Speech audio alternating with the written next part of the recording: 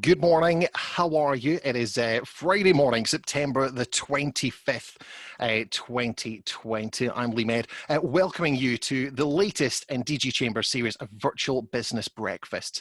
If you've been on one of these before, thank you for coming back. If you haven't, very, very welcome to you.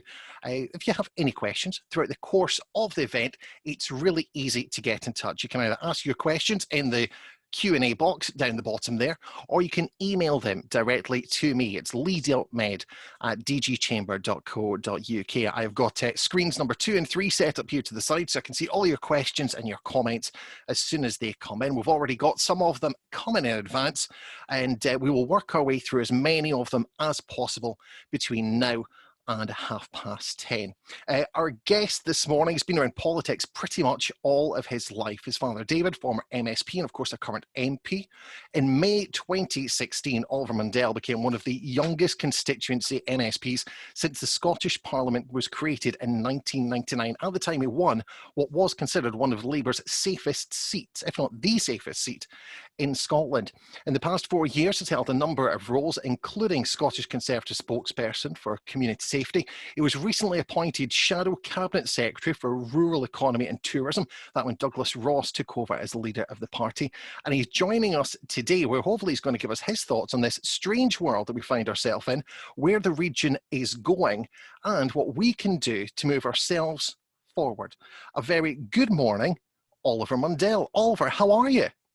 I'm not too badly. I'm still waiting on the bacon roll, so I don't know how that's gone missing. But it's okay. I'm really glad to be with you.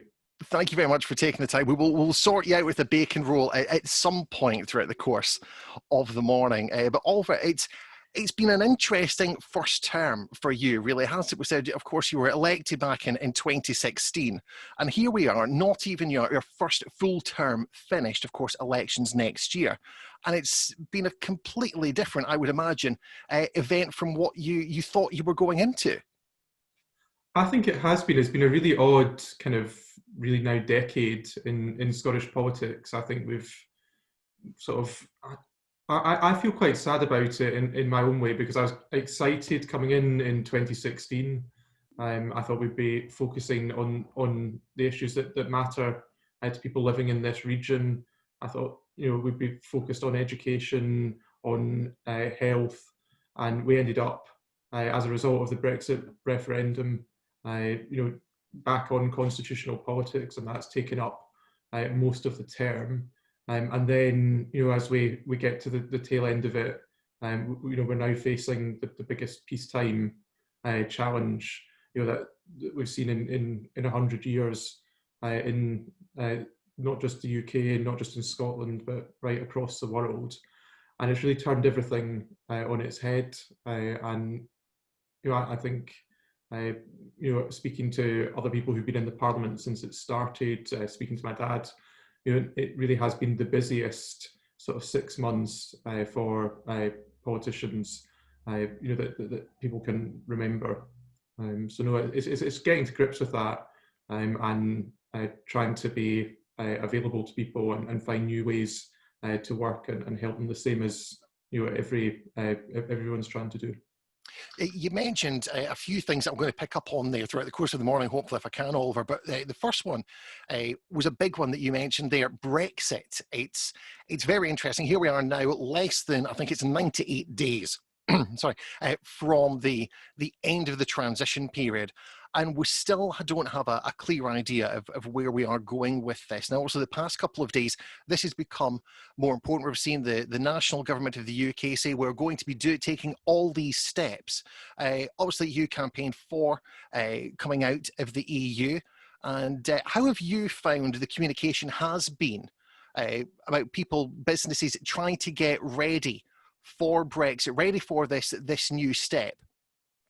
So the first thing I'd say is I didn't campaign to come out of the EU. I voted to leave, but personally, if it had been up to me, we wouldn't have had a referendum at that point in time.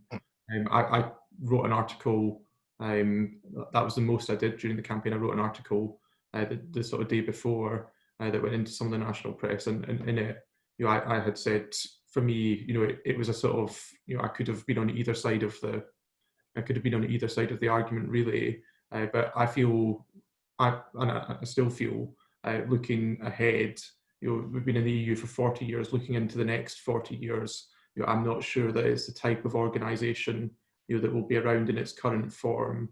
And I think that there are benefits to being more nimble in terms of international trade and where we see ourselves in the world, particularly when you look at where the growth in the global economy is. And I think the EU it has always been sort of very protectionist, and focused on its own on its own internal trading arrangements rather than looking to maximise the opportunities, which is why it's had slower growth than other other economic regions.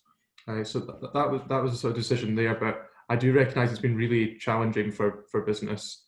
There's no doubt about it. We've had so many false dawns where we've gone through the withdrawal process, with people preparing, businesses, sort of stockpiling, putting sensible arrangements in place, only to find out that deadlines slip and that promises that were made weren't kept. And I think that's very challenging for people. But we're seeing the same difficulties again now and the same difficult choices. But I think we're getting to a point where the uncertainty involved in keeping negotiations going, the uncertainty involved in further delay to just getting on with things would actually be worse than the disruption of just pushing ahead. And I think we're at a critical point where either the EU and the UK are going to reach an agreement on what sort of future relationship we want, or we're not. And if we can't reach an agreement, I think we're better pushing ahead in the hope, as lots of commentators have said, that once you get past that initial kind of shock, that both parties recognise, the practical and pragmatic realities, and come back to the table pretty quickly, and start working their way through the issues that emerge. But I think it is really hard, because I don't think you could say for certain at the moment, what way it's going to go. And with less than 100 days, that's a big challenge, particularly for businesses who are importing and exporting to EU customers. And I think that on top of the coronavirus and the economic challenges around that, it's almost impossible. But I think if we were to delay again, we're not going to get a better deal. We're not going to find any more agreement. And actually, often in these international negotiations, it's by running down the clock, and getting to that 11th hour, where you actually find on both sides that there's more flexibility. Do you find coming into this, obviously a lot of the Scottish Government's push was to get people Brexit ready, was through that website, that web portal, prepareforbrexit.scot. Do you think there was actually enough face-to-face engagement and actually people actually getting out there, getting the message? Because what we do tend to find now is a lot of these government awareness messages do tend to be the push online. I think a lot of these government awareness messages, and it's not just related to Brexit, it's one of my great frustrations, full stop. A lot of them are box ticking exercises where civil servants and people who don't work in the front line of industries think that by shoving a few PDFs onto an obscure corner of a government website, that counts as engagement. And that for me was one of the real reasons for trying to push to get the South of Scotland Enterprise Agency set up, because I think by having people closer to business, who understand what it's like, to be in this part of Scotland, you get more face-to-face contact, you get more personalised service, because ultimately, online's good, but it's not a substitute for that kind of long-term relationship building. Because again, if you're going to take advice from anyone in life, you want to take advice from people you know and trust, and who you've worked with before. And I think sometimes as well, government's very bad at using trusted networks. I think the Chamber is a good example of that. If you want to get information out to businesses, there are existing networks there, with trusted people, who could be used to help sort of get that information out to people. If you do need any support getting yourself ready for Brexit, as Oliver said, less than 100 days to go, you can contact us at the Chamber, either by email leadonmed@dgchamber.co.uk or by visiting our website, dgchamber.co.uk. You mentioned you had been very excited, very enthusiastic about the creation of the South of Scotland Enterprise Agency, and obviously it's been up and running now since the 1st of April, a very wide-ranging remit and a very interesting remit of it. How do you think they have done coming into this strange situation, which has obviously changed all their plans from launch? Well, I think they've done remarkably well. I think it's easy to be critical and say what people could have done better, but I'm not aware of any other government agency that's been launched in the middle of a global health pandemic at a point in which every business in the region was immediately looking for help and support. They started, I think, with a staff of 10 on the 1st of April, and I think they've done really quite an incredible job just to stabilise, and to be able to continue with the launch, because that was my biggest worry, was that actually it would somehow be delayed or put off, and that work wouldn't start. And again, they've got a huge task anyway. I think there are, as everyone on this call would know, there are huge long-term structural issues with the economy, not just in Dumfries and Galloway, but across the south of Scotland. And then you add on to it, the additional challenges of helping businesses survive in the here and now. I think that's a big task to take on. But I always felt that the new agency would be a positive. And I felt in a very worst case scenario, even if they didn't do anything good, what having the agency would mean was that money was ring fenced and had to be spent in the south of Scotland, that it couldn't go to just projects in the central belt. And even if the money was wasted, it would be wasted in our region. I think whatever people's views are, there are a number of good projects that have come forward and been funded. I'm aware of multiple individual businesses that have received help and support who, if they'd gone into the Scottish enterprise system and their business had been considered in a national pot, they wouldn't have got any help. But particularly in terms of the pivotal enterprise resilience fund, the South of Scotland Enterprise has been able to understand that businesses that are small can still be pivotal, particularly in a region like ours, and that it's not just how many people you employ that matters, it's what you do, it's the value you add, and really that every single business, whether they employ one person or 10 people or 100 people, every single one of those businesses is key to the economy in a region like ours. So I think that focus is helpful, and I hope that in time we'll see the enterprise agency grow and deliver on its full remit.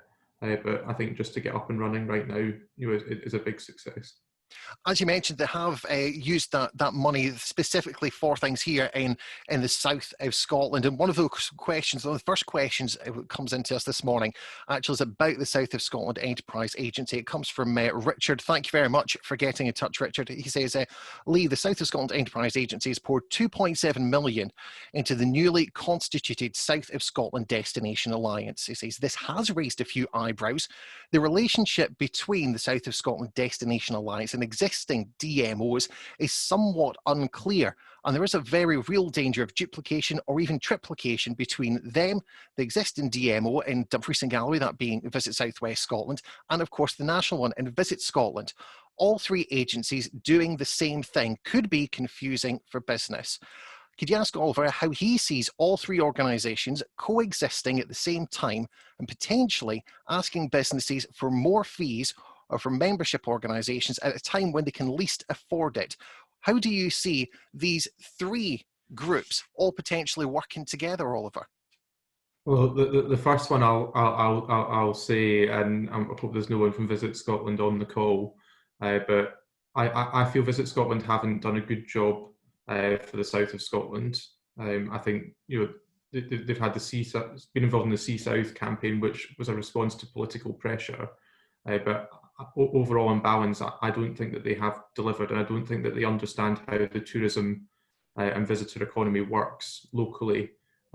Particularly given and I think partly they're responding to ministerial direction, but I think, for example, during this pandemic, to stop advertising Scottish businesses and Scottish destinations into the north of England on a wholesale basis, wasn't a great idea. I think obviously there were outbreaks in Manchester, and there's problems now, but during a lot of the summer, we should have been trying to encourage people from Cumbria to come just over the border.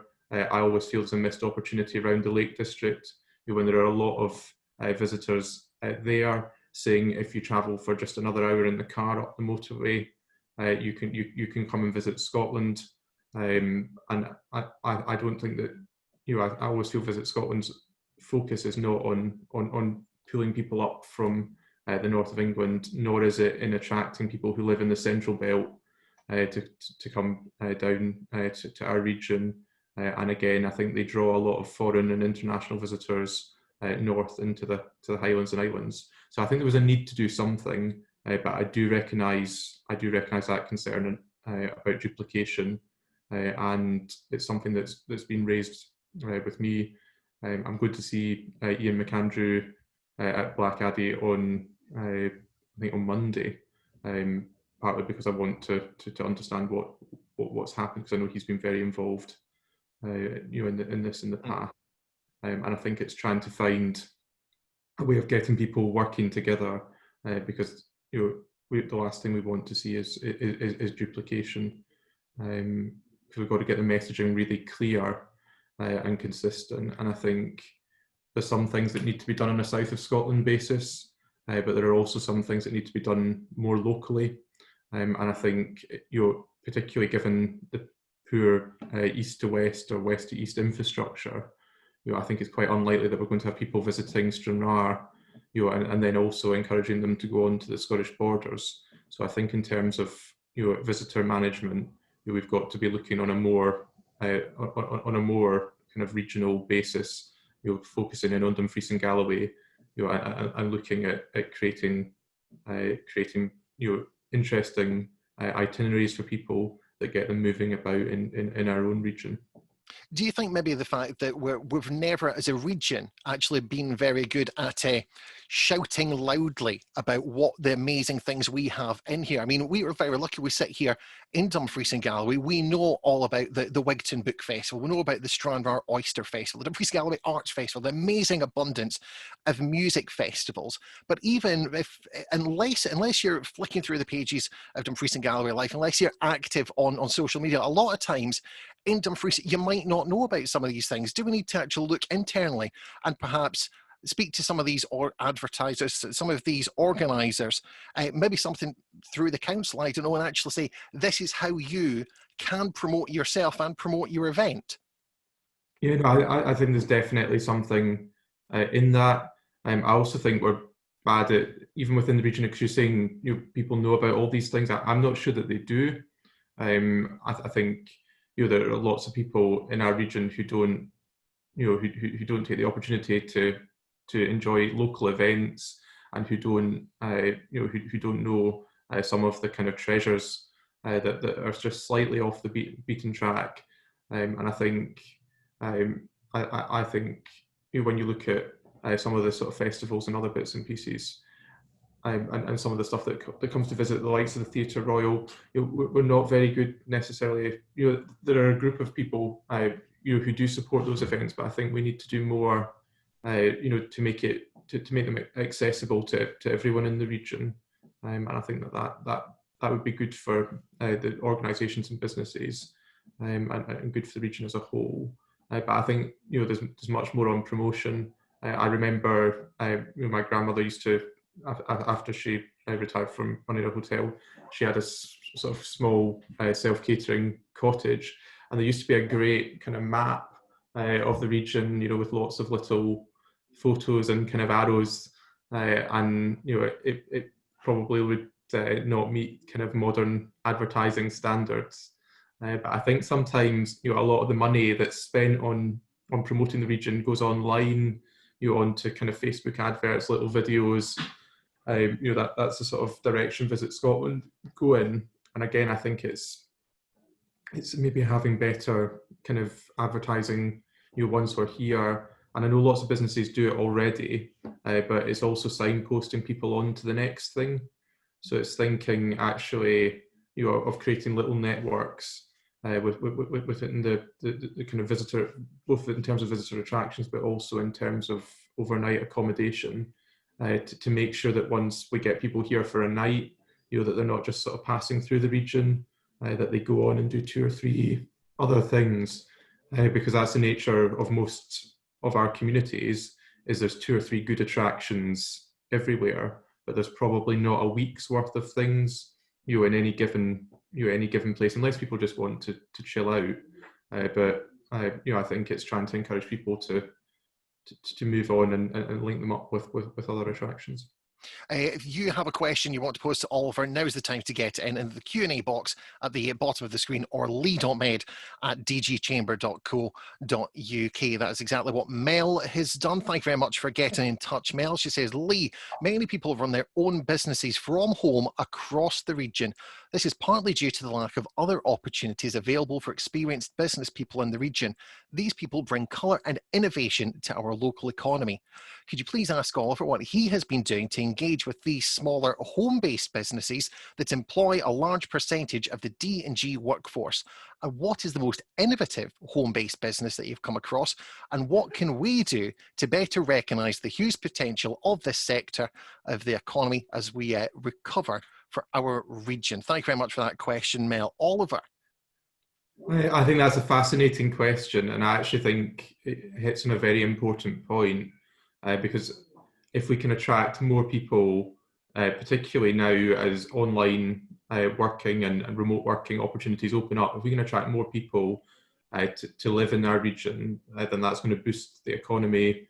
It will help in terms of the age demographic, because I think that's one of the big challenges we face, is the net outflow of young working age people.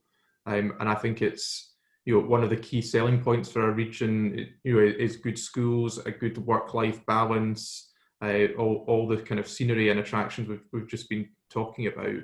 And I think there are lots of people, particularly at the moment, who've been living cooped up in our cities and in urban areas, who want more space and more freedom, and who look at the countryside, or look at smaller communities and see community spirit, see all of the kind of benefits of that way of life. And I think there's certainly room for the council, for the enterprise agency, and for others to maybe push on a wee campaign around that, just promoting the region as a good place to live and work.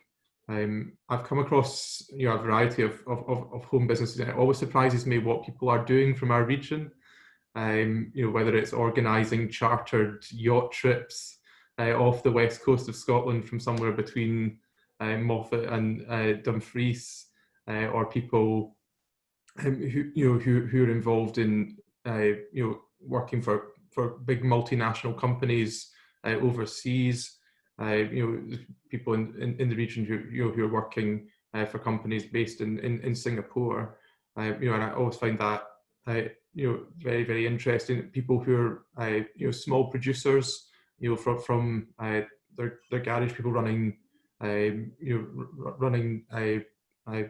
sort of building companies, different sort of things. So there's lots of variety, and I think that's something we'd want to see more of, because again, I've always been realistic. Yes, we can see some inward investment into the region to create big numbers of jobs, and we've seen with the expansion of Alpha Solway, for example, a large number of jobs created at once in the region, but those are unusual events. And in fact, if anything, the pattern of the past 25, 30 years has been that large companies have left the region or cut jobs. So I think it is a really important point, and I'd be very happy to meet up with Mel or to take any suggestions or ideas on how I'd better engage with that group. And the other thing I would say finally, I'm excited about some of the projects across the region. For example, the Wallace Hall Old School project that's going to create a sort of hub space, a hot desking space, because I think there are lots of people who enjoy working at home, 75, 80, 90% of the time, but also want to be able to link up with like-minded people, and innovate and have the chance to socialise at work. So I'm excited about that project, and I know that there are other plans for similar spaces elsewhere in the region. There are lots of those little spaces, and I do think you're quite right. We're going to see those hot desk and opportunities, those community hubs popping up over the next few months, the next year or so, providing, of course, we've got the proper infrastructure to do it. And I know that's something that you hear about so often in your inbox, people wanting to work from home, people wanting to take their business to the next step. But again, the infrastructure not necessarily in the right place for it. What is more important, do you think? Physical infrastructure in terms of roads and railways, or digital infrastructure? I'm going to say both because I'm loath to make a choice between the two, but I think digital infrastructure moving forward is the most important thing, but I think we've missed out in this region on physical infrastructure upgrades. We obviously saw the M74 motorway, which was good news, but I think, and I've said since before I was elected, and I've said repeatedly to the point where people are bored of hearing about it, and alongside many of my South of Scotland colleagues, actually from across the parties, people are sick of hearing about the A75 in the Scottish Parliament, and it's almost become a joke because it's mentioned so often. But I really feel when you look at sections of the A75 in particular, but the route as a whole, the idea that that's the main, the main road between Dumfries and the motorway, and that connects up many of the largest towns, right through the region across to Stranraer, that's carrying freight from, in some cases, the Republic of Ireland, to southern Europe. That we've got a road that's just not fit for purpose, and I think it is holding the region back. Dumfries is the largest town in the south of Scotland, and it's not got a suitable connection into the motorway network, and I think as the kind of hub in our region, that holds the that holds the whole region back. And there are lots of individuals and companies, I think, who'd be more likely to be based here or expand here if the physical road infrastructure was better. And I think the same is true in terms of the rail link from Dumfries and services from Lockerbie. They've improved, but we have to fight every time to get better services at Lockerbie.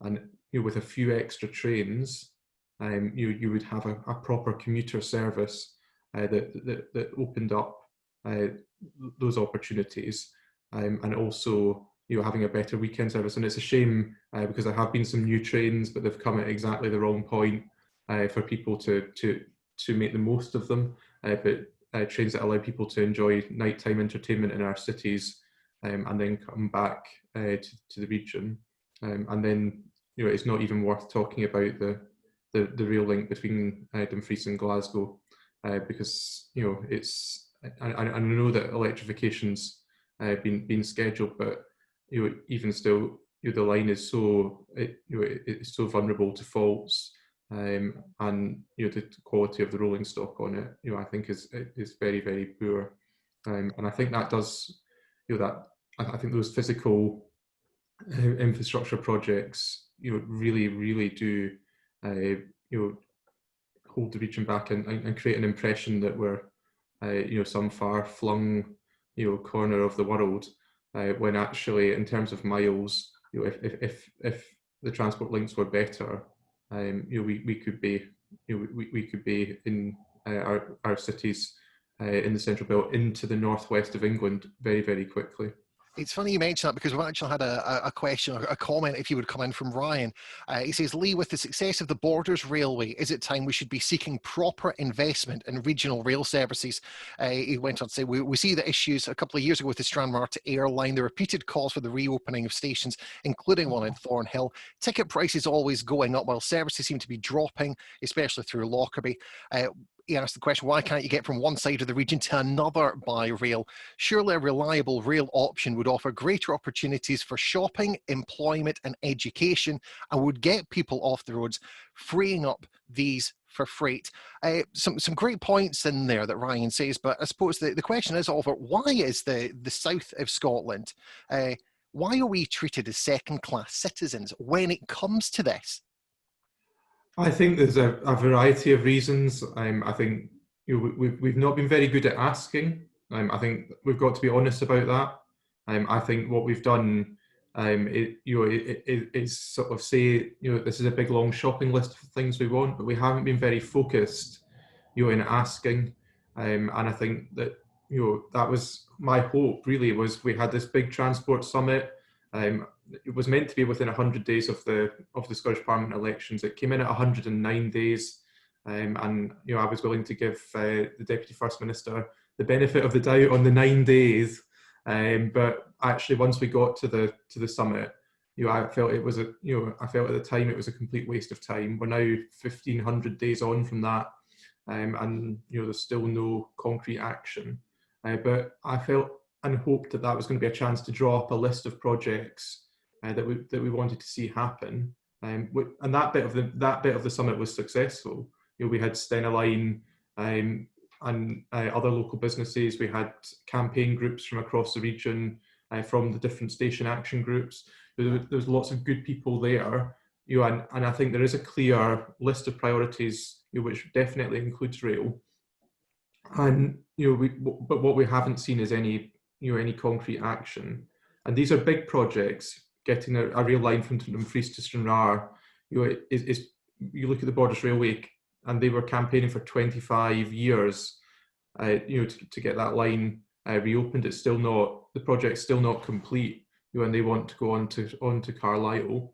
But if you don't sort of set the projects in motion and don't start picking them off bit by bit, and just say that they're too big or too difficult, then they never happen. And I think sometimes there's maybe been a lack of ambition, from the local authority in the past, and it's not just related to the current administration. I mean, I think that's going back, over the last 2 decades. We've not been very good at just saying this is what we want as a region, and you compare that to Highlands and Highlands Council, who are phoning the government up every week, to ask for a new project or something else. So I think that's part of it, and then I think we've maybe fallen victim, again to sort of successive governments through devolution, who've been focused on the Central Belt because that's where most people live and where most voters live. And I personally don't think it's all about party politics. I think that it's the way the Parliament's set up. Most of the MSPs, who turn up at Holyrood, represent the Central Belt, and they push for projects to take place in their region, and we've got to do a better job of speaking with one voice. And again, I think that hopefully the Enterprise Agency, because they have a remit in relation to transport, which is unusual, but I hope that they're going to be able to help spell out the need to do more. If we can just pick on something you said there, obviously the railway is an example, is a massive project. You're quite right, a long time to get the Scottish borders where they are, but they have made that bold step. Say they are looking to expand with support from the Borderlands Growth Initiative, the Borderlands Growth Deal. Do you think maybe we as a region, Dumfries and Galloway, picked the wrong project in that respect. Because I mean, it's great that we've got a couple of projects in our own area coming in. Of course, I'm talking about the Stranraer redevelopment of the waterfront, which was fantastic and huge potential. But again, the other one is the work that's going to be going out to Chapel Cross, which again is going to be good. It's going to be benefiting some people, but again, in terms of a flagship project that everyone across the region can see the benefit from, something like a railway investment plan or an infrastructure investment plan would have surely been much, much better. And this would have surely been the time to ask for that when the funding from both north and south of the border was there.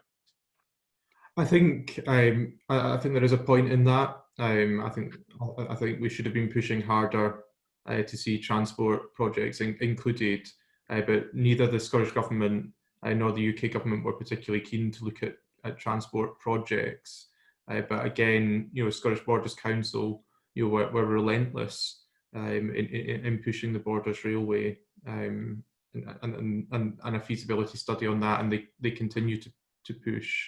And one of my sort of disappointments in that is that there's been no push from Dumfries and Galloway Council to look, for example, at how that would interact with communities in the east of our region that are very close to it, or where the station might be at Longtown.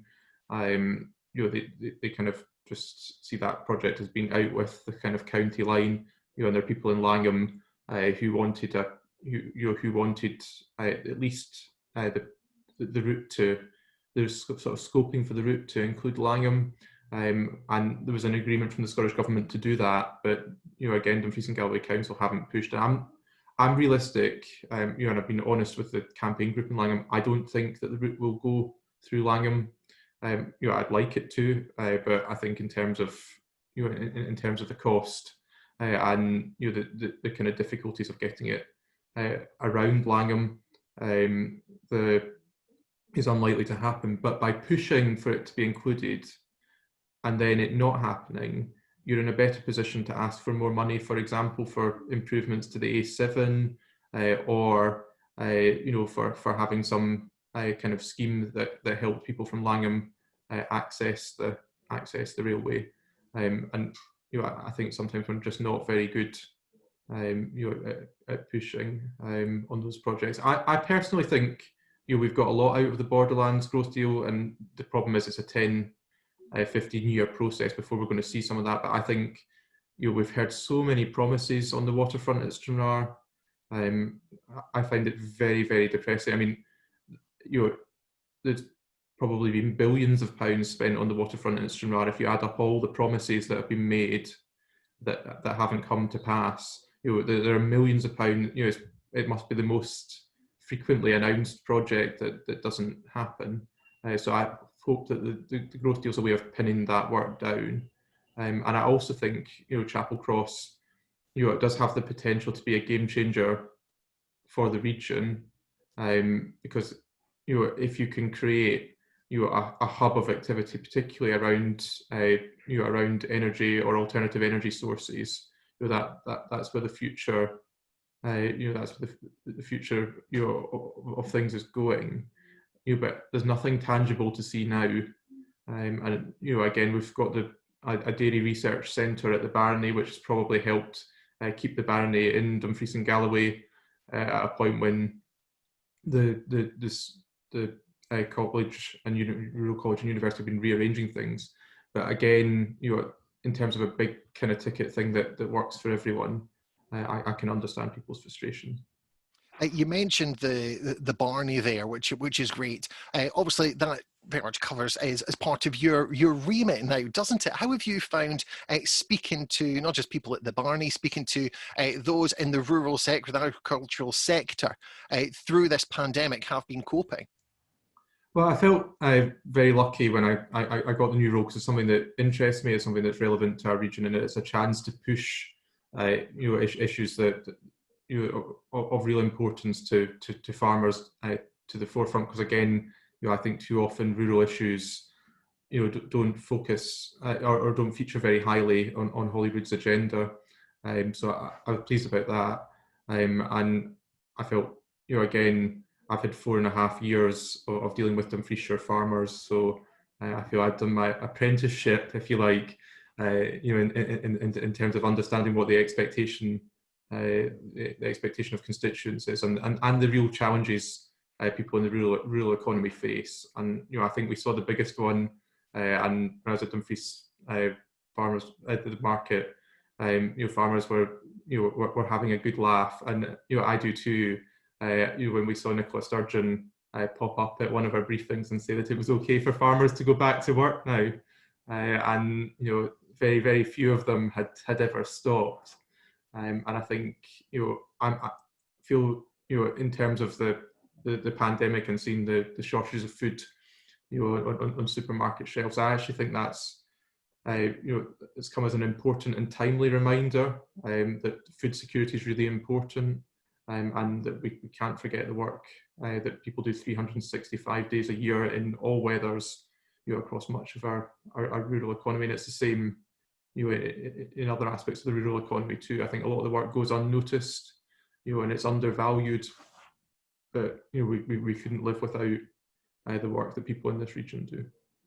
Obviously, it is a pretty new role for you that you've taken on. Very exciting times ahead, but obviously you were put in position by the new leader of the Scottish Conservative Party. We are getting excited. We are looking ahead to next year's elections. How do you feel that the party is going to do? Because there's been a lot of transition over the past, well, even over the past 4 years. You know what I mean? Changing leadership a couple of times here. What's the vision moving forward? How do you find people are viewing the Conservative Party in Scotland just now? Well, I feel it's hard for me because I feel I live in a little bubble in the sense that Dumfries and Galloway, has really been conservative leaning, at least, through even through dark days for the Conservative Party across the whole of the UK. There has always been strong conservative support here. So and again, without getting too controversial for this time in the morning, again, the opposition to independence, has been very strong here, and I don't think that whatever has happened elsewhere, I don't see any change in the kind of local mindset. But I think the big hope with Douglas Ross coming in, and the agenda he's set out, is that we're going to move beyond constitutional politics. He's determined to try and take us away from the division we've seen over the past few years, because I think whatever people's long-term view on what's best for Scotland is, most people I speak to, regardless of their kind of politics, what they're interested in is seeing politicians unite, seeing both governments work together, and seeing people being constructive and trying to get through this crisis, not to kind of be going back to the division we've seen in the Brexit referendum or the Scottish independence referendum. I think people have had enough of that, and they want to see people focused on practical solutions and turning things around. I think that's why the first thing Douglas sought to do was set out a jobs plan within a month,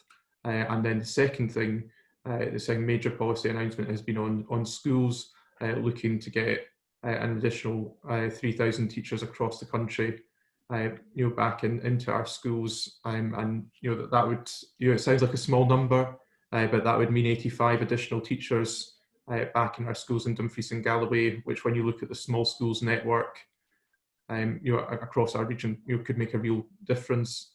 And I hope, I hope that going into the election, we're going to be offering a positive alternative, and some different policies to get people thinking.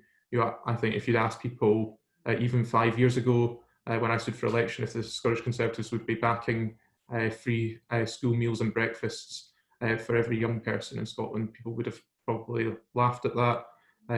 I think it's getting out of the sort of I think out of the way people have been thinking what would make a real difference for people at the moment, and I think that would be a big help to families across the region, and have other benefits as well. Keep your questions coming in lead.med@dgchamber.co.uk or in the question and answer box down there at the bottom of the screen. Amanda and Richie will come to you in just a second, but Oliver can just stick with this. Obviously, the Conservative Party, it's a young party now. It seems vibrant. There seems to be a lot of enthusiasm about it. Dumfries and Galloway, you said you live very much perhaps in a bubble because there has been a strong Conservative following here throughout the years.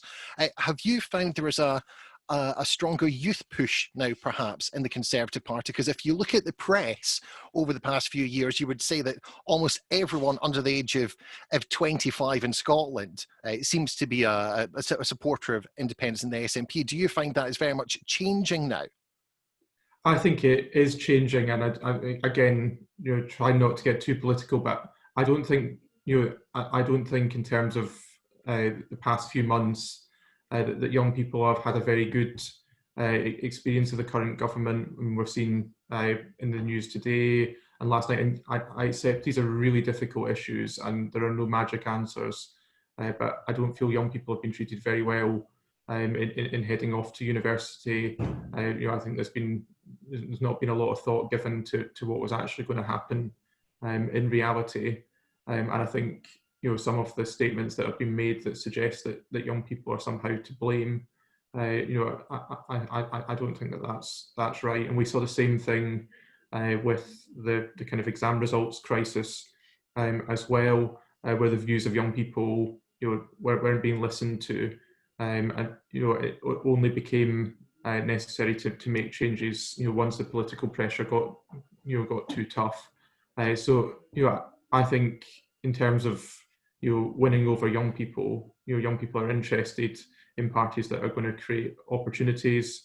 I don't think that young people are interested in constitutional arguments that took place 10 years ago. They want to hear what politicians are going to do for them now, particularly at a point when the economy and the jobs market's tough. And I'm hopeful they'll take another look at the Scottish Conservatives. But again, locally, I find there are lots of young people involved in the party, lots of people I speak to out and about, who understand what Conservative values mean in practice, and who don't, who know from their own daily life that the stereotypes that people maybe associate with political parties are not always true, and that people who work hard and want to get on in life should be rewarded, that family and community are really important. And I think in this region, most of all, what we see is actually that government doesn't have all the answers. That having a big government that comes in and has one-size-fits-all solutions, for the whole country, doesn't deliver for communities like ours. And that trusting people, giving people responsibility and giving them the help they need to make their own decisions, actually produces better outcomes. All right, thank you on that one. Amanda has been in touch. She says, Lee Moffat, such an accessible little town just off the motorway. It draws a large number of visitors who often stop off on the way through the region to get where they are heading. It does Oliver think there's something that could be done to better signpost people around the county before they move on and held elsewhere, not just within the region, but also on that M74 corridor? And I think that's true, because as soon as you get to Gretna, you're signposted right away. It's Glasgow, it's Edinburgh, it's the big cities, isn't it? I can't think of seeing many signs that actually say turn left for Stranraer or turn right for Langham. And surely if we did that better, we would see that increase in footfall across the region, wouldn't we? I think so, and it's something I've supported. We've seen a wee bit of progress because there are some signs now, as they've been replaced on the M74, that actually include some of the smaller communities in our region, and also some of the larger ones, and give a number of miles to get there, which, because previously there were signs as you headed north from Carlisle that just said Glasgow and Edinburgh, but we now do have Dumfries, Lockerbie, Moffat, in one case Ecclefechan, and going the other way, the same thing. But there's been a huge battle with Transport Scotland to try and get them to take the issue seriously, and huge effort put in to try and get more brown signs pointing people off to destinations. Annandale Distillery recently managed to get through the process. It cost them a small fortune, and it took ministerial kind of intervention, because they come back and they say things like you have to have 50,000 visitors a year in order to get a brown sign. And when you look at a lot of the visitor attractions across our region, that's an unrealistic expectation. But also, how are you going to get 50,000 visitors if you don't have any signage? And it's a sort of one of these sort of catch-22 sort of situation where you go round in circles. I also think we've tried hard to get more promotion of the scenic route to Edinburgh through Visit Scotland, because there is a sign for it, and one for the historic borders route as well. But I think particularly for the west of the region, we're not advertising things when we've got literally thousands of people passing every day. And even if the people don't go the first time, even if people don't turn off the first time, by seeing the sign, it puts the idea in your head and you think about it for the future. So no, I definitely think it's a really important point, and it's something I can take away. Maybe there needs to be a more strategic kind of review of roads and other signage. I think as well, we don't make enough use of the overhead kind of, I don't know what they're called, but the kind of light up signs on the motorway, because often I find you drive on them and they're telling you what's happening elsewhere in Scotland in terms of events. That they could be saying the Big Burn Supper is taking place in Dumfries, or it's the Wigton Book Festival, and maybe trying to see, because I often see it's saying that it's saying that events are taking place further north, so maybe we could look at that as well. But no, I think it's an important point. And again, if you want to drop me if Amanda wants to drop me an email with any kind of suggestions or other ideas, I'm happy to pursue them.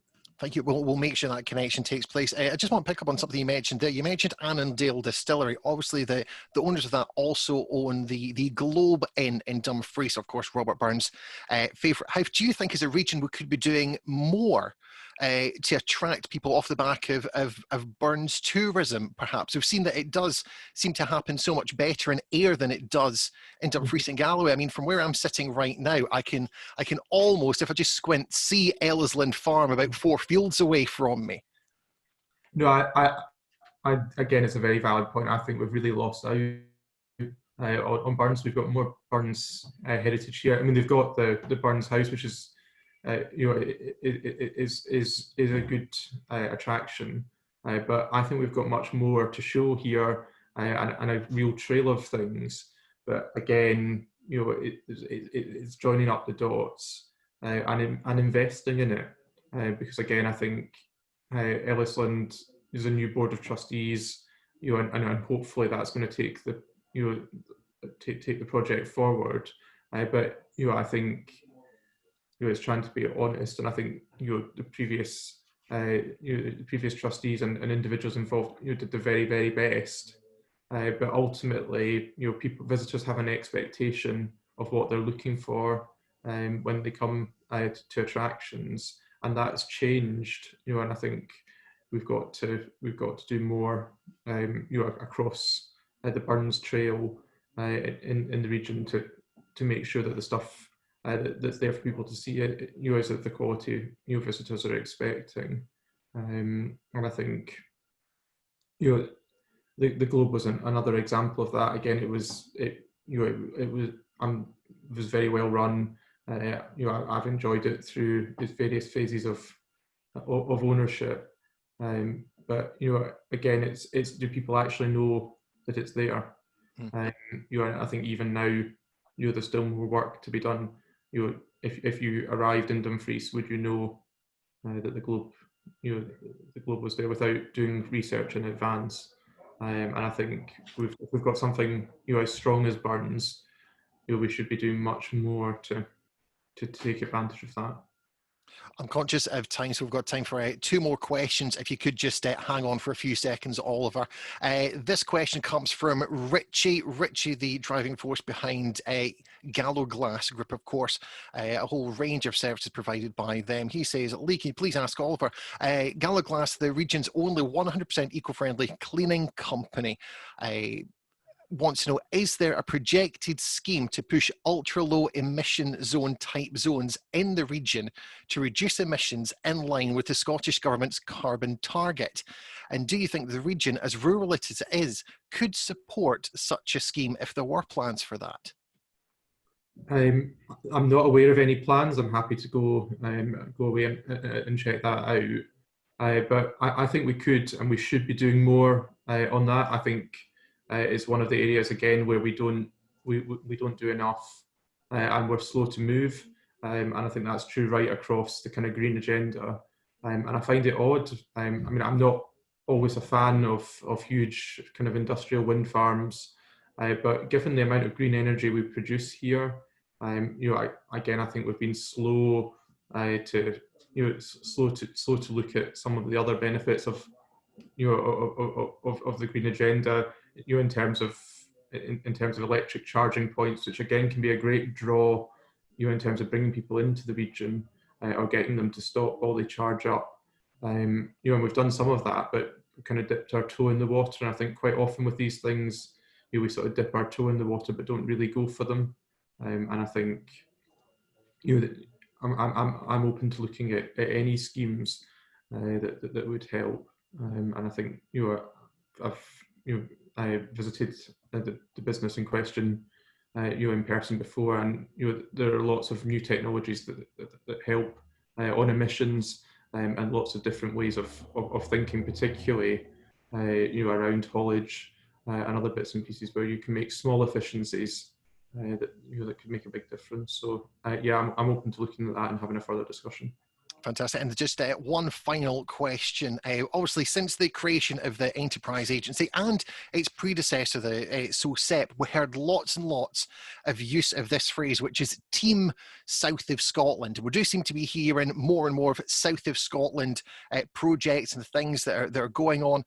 Is there a risk, Oliver, that we perhaps in the future may lose our own identity as a region and just start getting viewed as the South of Scotland, much like the Highlands and Islands, that very generic term, and we'll lose that identity? Is there a risk of that, do you think? I think there's a small risk of that, but I think, being part of a larger team, if it helps us get more resources to Dumfries and Galloway, can only be a good thing. And the problem is, on our own as a single local authority area, we haven't seen our fair share of resources coming from government. So I think it's time to try something different, and this will help. And if anything, for me, I think we've always had the opposite problem in our region, where we struggle to see ourselves at a regional level as being a region where people in the east and people in the west fight among each other over what's most important and where resource should go. And going back to quite, I've heard numerous people who grumble about investment going to Stranraer, or that all the money goes to Dumfries. I often say to people, have you been in Dumfries town centre? Have you taken a walk round? Because to me, there isn't a lot of sign of that investment, and money that has been invested is not delivered. So no, I think that it's worth giving this new approach a go. And I think we do have a strong local identity, but often I think that's at a community level as well as a regional one. So no, I think I'm comfortable with people having multiple different identities, and our communities having different identities, and working with whoever we need to in order to deliver results. And I know communities in and around Stranraer are working closely with South and East Ayrshire Council in terms of some of the infrastructure projects there. So no, I think it's finding a balance. Oliver, thank you very much for your time this morning. Of course, if people do want to get in touch with you, any questions or any comments, it's really easy to do. You're on social, aren't you? I'm on social media. I still prefer email in terms of people getting in touch, because I think, unfortunately, Lee, I've got a lot of Twitter trolls and sometimes comments from constituents get lost in amongst comments that I'm trying very hard not to read late at night. So I definitely think that the easiest way to get in touch is to email me. My details sort of on easily. If you shove my name into Google, you'll find my email address quite quickly. But I'm very happy to hear from anyone and follow up on any issue.